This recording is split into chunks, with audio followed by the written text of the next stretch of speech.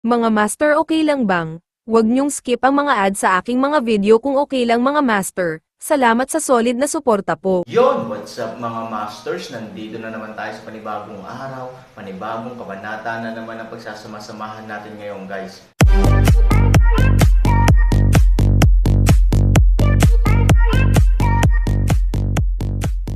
Bali mga masters, kung bago ka pa lang po sa aking YouTube channel, please click the subscribe button, lalong-lalo na po yung notification bell guys, para maging connected pa rin tayo sa isa't isa at maging updated kayo sa mga susunod ko pang video.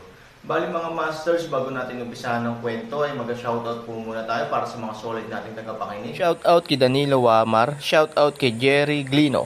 Yun na nga mga masters, no? Bali hindi na ito patagalin. In 3, 2, 1, let's go! Umalis siya na puno ng pangungutya at panghahamak. Tumingin sa kanya si Han Sanchen, nagngangalit ang kanyang mga ngipin, at malamig na tumugon, gayunpaman gusto mong maglaro, magagawa mo ang anumang gusto mo. Kung gusto mong humingi ako ng awa, gusto mong mamatay sa lalong madaling panahon. Nang bumagsak ang mga salita, diretsyong nahiga si Han Sanchen sa lupa at naghintay. Makalipas ang 10 minuto, lumitaw ang matanda ayon sa schedule. Nang makitang nakatalikod pa rin si Han Sanchen, alam ng matanda na binigyan na siya ni Han Sanchen ng isang tiyak na sagot. Hindi rin siya nagalit, ngumiti lang siya ng mahina, "Okay, since you have made a choice, then I will do as you wish." Ang mga salita ay nahulog, at ang dagat ng apoy ay tumaas sa paligid ng Han Sanchen, at ang pagsasanay ng Diablo mula kay Fang Kai ay nagsimula muli. Hindi natakot si Han Sanchen, ngunit tumanggi din siyang humiga. Katulad ng unang pagkakataon, bumangon siya para lumaban. Unang apoy, pagkatapos ay yelo, pagkatapos ay lupa, at pagkatapos ay ang dobleng presyon ng kahoy at ginto. Bagamat mahirap ang unang 3 antas, hindi ito partikular na mahirap para kay Han Sanchen. Ngunit ang alyansa ng Mugen sa likuran ay masyadong malakas. Si Han Sanchen ay halos kapareho ng huling pagkakataon, at siya ay ganap na natalo matapos na hindi kumapit ng matagal. Hindi nagbago ang ending. Mukhang wala rin balak tumigil ang matanda. Nang muling nailigtas si Han Sanchen, nang magsimula muli ang lahat ng bangungot. Ang gayong reincarnation, hindi ko alam kung ilang oras, o ilang araw na ang lumipas, ang reincarnation ay dumaan sa hindi mabilang na mga bilog. Si Han Sanchen ay patuloy na pinahirapan ng mga sugat ng 5 elemento, pagkatapos ay pinatay, at pinananatiling buhay ng matanda. Ang lahat, tulad ng paulit-ulit, tulad ng reincarnation. 6 na beses na, ikaw naman, wala ka bang balak magbago ng isip? Nakangiting tumingin ang matanda kay Han Sanchen. Ibinaling ni Han Sanchen ang kanyang ulo sa isang tabi at hindi man lang pinansin. Ngumiti ang matanda, bakit hindi ka nagsasalita? Galit ka ba? Hindi pa rin siya pinansin ni Han Sanchen. Para sa kanya, hindi na niya kailangan pang sabihin sa pervert na ito. Hindi katakataka noong una ko siyang makita, pakiramdam ko ay mas malas at misteryoso ang matandang ito kumpara sa matandang nasa labas. Ngayon ay tila hindi siya nilinlang ng iba, at ito ay mula sa kanyang puso. Ang matandang ito ay perwisyo, kaya may masamang tingin sa kanyang mukha. Di bale, ang daming galit sa akin, ilang taon ka na. Tsaka hindi ko alam kung gaano ako katagal na bubuhay sa loob ng maraming taon, at kung kinaiinisan ako ng iba, ano ang gagawin ko, hindi ba't matagal ko na itong binigay sa buhay ko? Well, dahil hindi ka nagsasalita, walang kabuluhan ang pakikipag-usap, maaari kang magpatuloy. Matapos mahulog ang mga salita, nagsimula muli ang isa pang round ng pagpapahirap. Halos hindi na magsalita si Han Sanchen. Anyway, maraming beses na niyang naranasan ang mga sakit na ito. Bagamat hindi makayanan, nasanay na rin siya pagkatapos kumain ng marami. Ang pinakamahalaga ay ang pagbuti ni Han Sanchen sa matanda.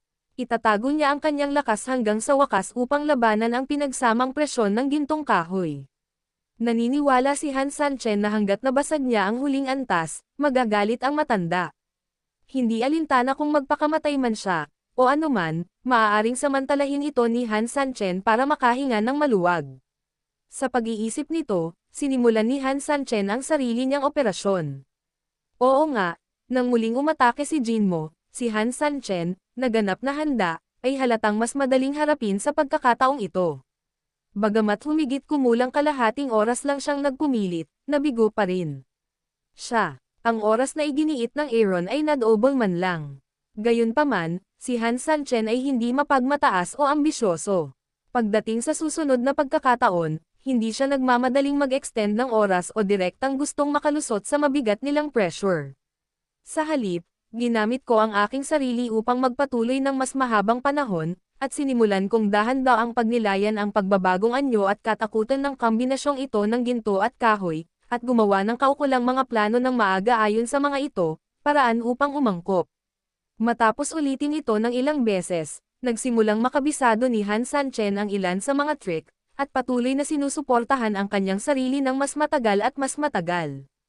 Nang makita ito, si Han Sanchen ay walang kahit katiting na pagdududa na kung gagawin niya ang kanyang sarili ng 1 dosina o 20 pang pag-ikot, tiyak na siya ay direktang makakalagpas sa pinagsamang presyon ng gintong kahoy. At 10 o 20 beses, mabilis, at sa isang kisap mata, dumating na ang mga oras na ito. At naisip din ni Han Sanchen na oras na para masira niya ang huling antas. Storytelling channel sa YouTube. Muli, ito ay ang relasyon sa pagitan ng mabigat na presyon ng ginto at kahoy. Sa pagkakataong ito, hindi gaanong natarante si Han Sanchen kaysa dati, at mas kalmado at kalmado. Nang ang mga sanga na iyon ay gustong umatake muli at tumagos kay Han Sanchen, hindi na ibinagsak ni Han Sanchen ang kanyang katawan tulad ng dati upang pigilan ang mga sanga na makapasok. Lahat, ngunit iyon ang nangyari.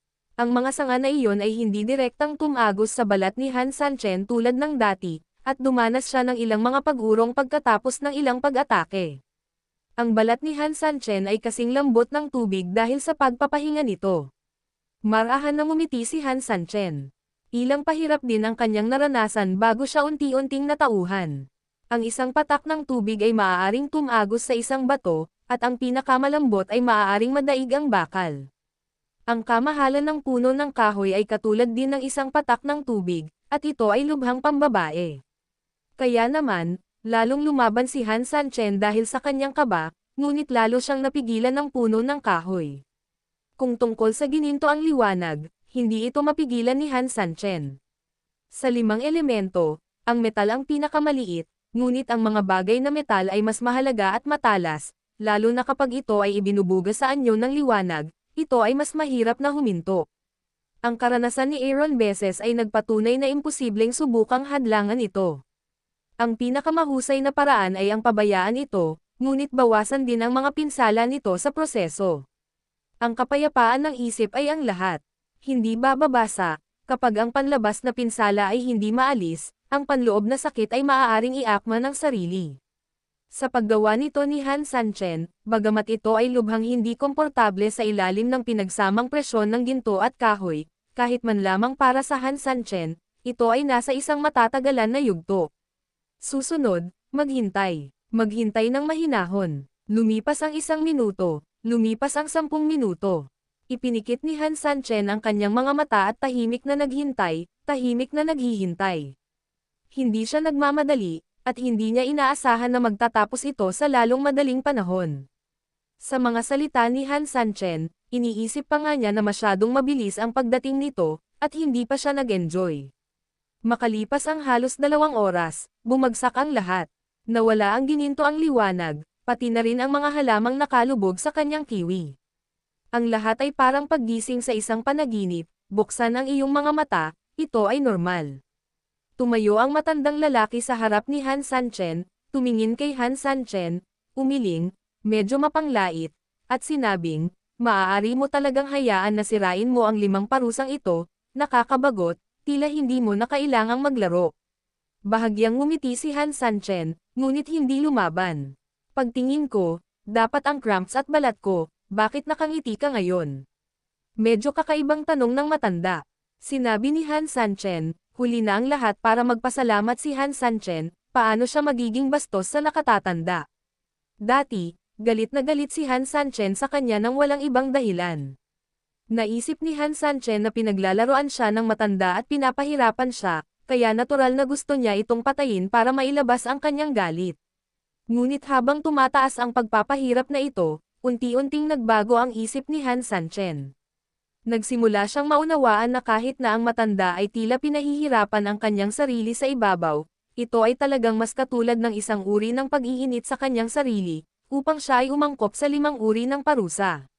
Bilang resulta, syempre, umaasa ako na ang 5 uri ng parusa na ito ay makapagpataas ng aking pisikal na katigasan sa isang bagong antas.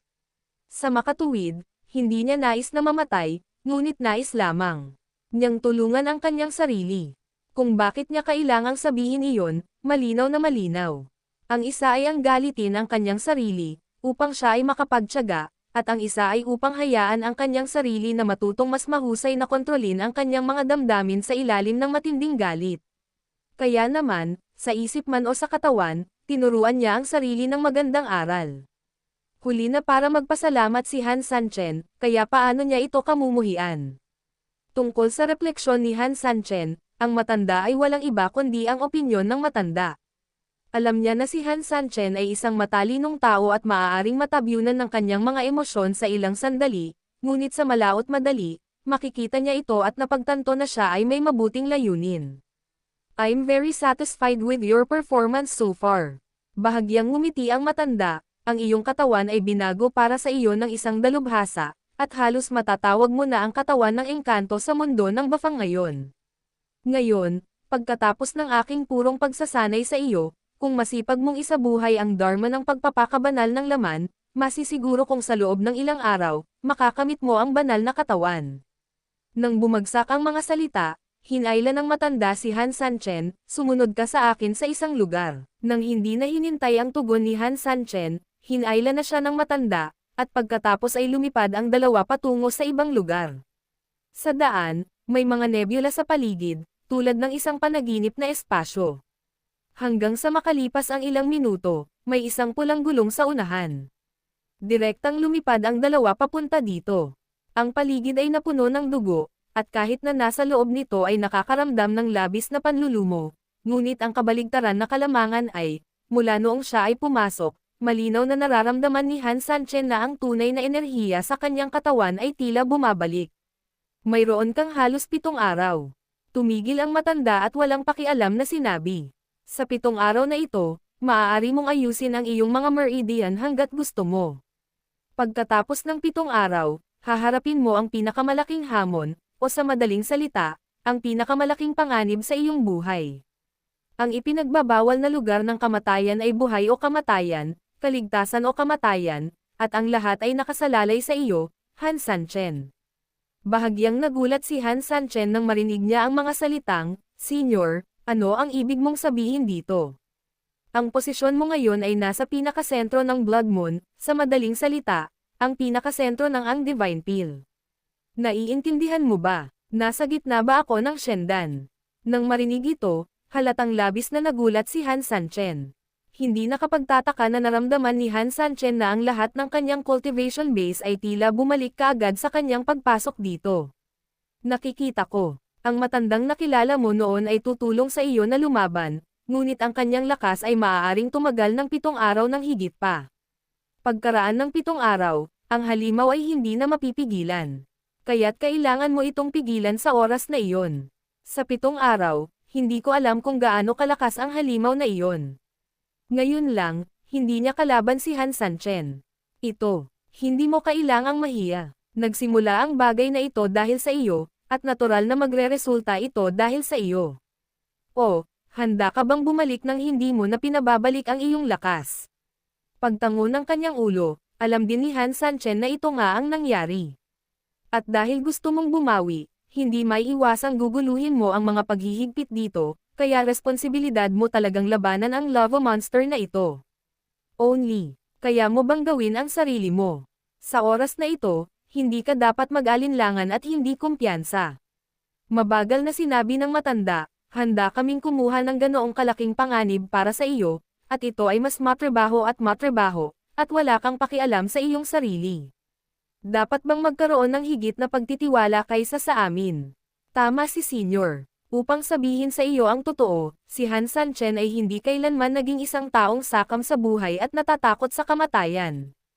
Gayunpaman, alam mo rin na ang halimaw na iyon ay walang kamatayan at lalakas sa tuwing siya ay mamamatay, at ako. Panipi, Sa unang pagkakataon, sa ilalim ng ganap na kapangyarihan at pagkakaiba, nadama ni Han Sanchen ang isang malalim na pakiramdam ng kawalan ng kapangyarihan. Hindi siya isang taong madaling sumuko, pero at least at this time, wala talaga siyang nakikita kahit kay titing na pag-asa. Mas malakas siya sa kanya, wala ka bang pakinabang?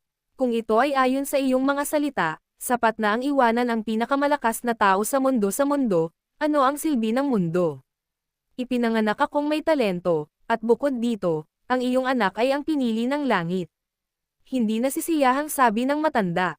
Sana ito na ang huling beses na marinig ko ang mga salitang ito na lumabas sa bibig mo. Nang bumagsak ang mga salita, tumingin siya kay Han Sanchen at bumantong hininga, alam ko rin ang iyong pressure, ngunit mas maraming problema ang haharapin mo sa hinaharap. Sa ngayon, maaari mong ituring ito bilang iyong buhay at kamatayan, ngunit maaari itong mapagkakamalan ding makita bilang simula ng iyong nirvana. Ang bawat hakbang ng sino man ay hindi walang kabuluhan, ang ilang mga tao ay gagawa ng isang maling hakbang, ngunit ang ilan ay gagawa din ng isang hakbang patungo sa langit. Nang bumagsak ang mga salita, ipinikit niya ang kanyang mga mata, pagpapabanal sa katawan ng laman. Sa loob ng 7 araw, dapat mong linangin hanggang sa tuktok, kung hindi, masasabi ko sa iyo ng malinaw, kahit na ang langit na ito ay nais na iligtas ka, ito ay ganap na imposible. Kaagad, pagkatapos, nawala ang kanyang figura. Naiwan lamang si Han Sanchen na nakatayong mag-isa sa Blood Moon. Syempre, kung kaya mong magtiyaga, magkakaroon ka ng isang kaaya-ayang sorpresa. Yun na nga mga masters, no? Bali panibagong kabanata na naman yung natapos natin ngayong gabi. Muli, maraming salamat po talaga sa walang sawang suporta po sa aking YouTube channel na talagang inaabangan nyo po ang bawat upload ko po. Bali mga masters, magkita-kita ulit po tayo bukas ng gabi at ngayon po ay magpapaalam po muna tayo. Bali mga masters, bye-bye!